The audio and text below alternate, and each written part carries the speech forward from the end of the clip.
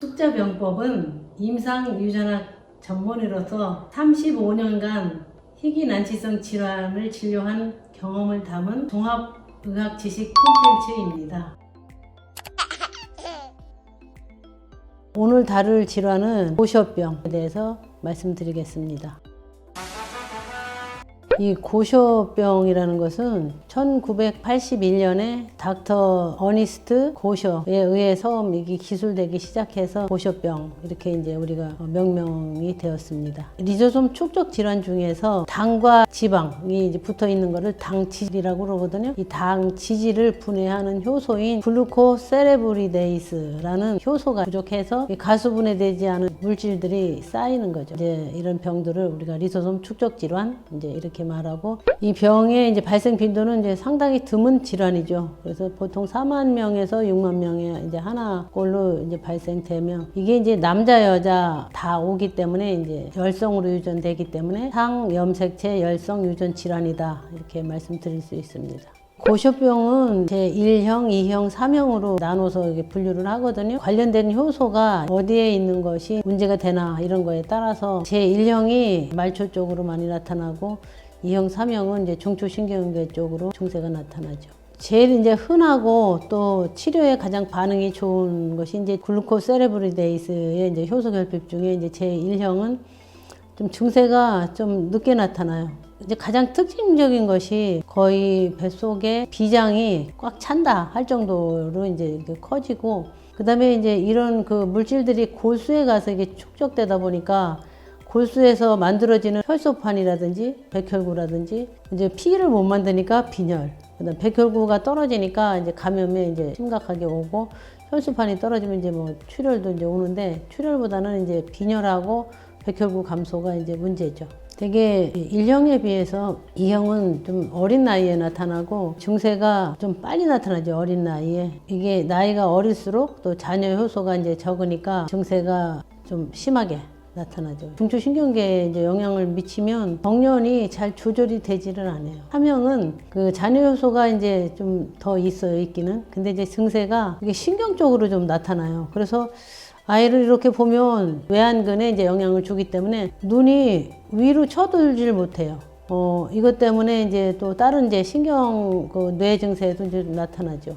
그래서 중추신경계에 이제 증세가 나타나지만, 또 이거는 다른 병보다 나이가 들어서 좀 생기니까 영아형보다는 이제 훨씬 좀 심한 정도는 좀 덜한 거죠. 그리고 이제 4형과 5형은 피부가 좀 물고기 같은 이제 피부, 그걸 어린증이라고 그러죠. 그런 비늘처럼 그 피부에 병변이 나타나는 게 좀 특징이고, 그러다 보니까 피부가 유연하지 않고 이게 당기는 이제 이런 것 때문에 눈꺼풀이 이렇게 뒤집어지는 이제 이런 이제 피부병으로 주로 많이 나타나죠. 아기 뱃속에 물이 이제 많이 고이는 이제 그런 질환으로 그 병명을 이제 태아 수종이다 이렇게 얘기하죠. 이게 마지막 그 5형은 이제 심혈관 계통 이제 이쪽으로 나타나고, 리소솜이 분해되지 않은 그런 물질들이 심장 판막에 쌓이면 그 심장 판막이 잘 닫히거나 이렇게 좁아지거나 이제 이런 이제 문제가 생기죠. 그리고 이제 골격 증세가 나타나고, 이 병 또한 외안근에 이제 영향을 줘서 안구 운동에 이상을 초래해서 위로 쳐다보지 못하는 이제 그런 그 임상 증세를 보이죠. 이 병의 이제 검사법은 제일 먼저 우리 확인하기 쉬운 것이, 골수를 빼서 보면 골수에 많이 비누거품 같은 이런 이제 폼 세포가 이제 그 보이는 거, 그걸 이제 고쇼 세포다 이렇게 표현을 하거든요. 직접 효소 검사.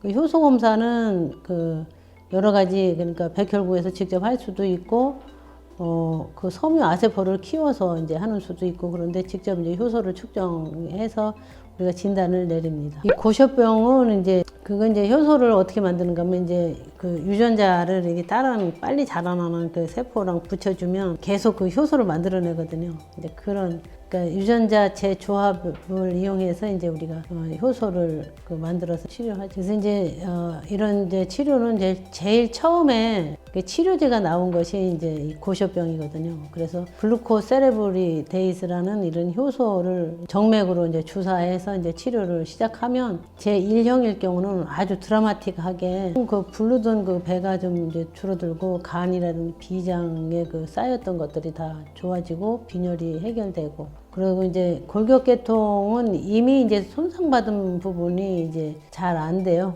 이제 이게 조기에 치료하지 않으면. 그래서 굉장히 조기 진단이 가능하기 때문에 이런 그 병을 조기에 신생아 스크리닝 검사로 하자. 이제 그렇게 해서 일찍 발견해서 이런 합병증을 미리 이제 예방하고자 하는 이제 노력 때문에 이제 이런 치료법이 개발되고, 요즘 들어서는 이제 이미 효소가 없어서 생긴 그런 물질을 감소시키는 이제 그런 기질 감소 치료라고 이제 이렇게 얘기하거든요. 이제 그런 거 하고, 이제 앞으로는 이 효소 치료가 언제까지 해야 된다는 이런 게 없고 평생을 해야 되잖아요. 그러고 이 효소 치료를 하면 처음에는 잘 듣다가 이게 내성이 생겨요. 이게 이제 항체가 생기면서 내성이 생기기 때문에 이제 잘 듣지 않는 이런 문제도 이제 있고 해서 결국은 지금은 이제 유전자 치료를 해야 되지 않느냐, 이제 이런 방향으로 연구가 되어 가고 있습니다.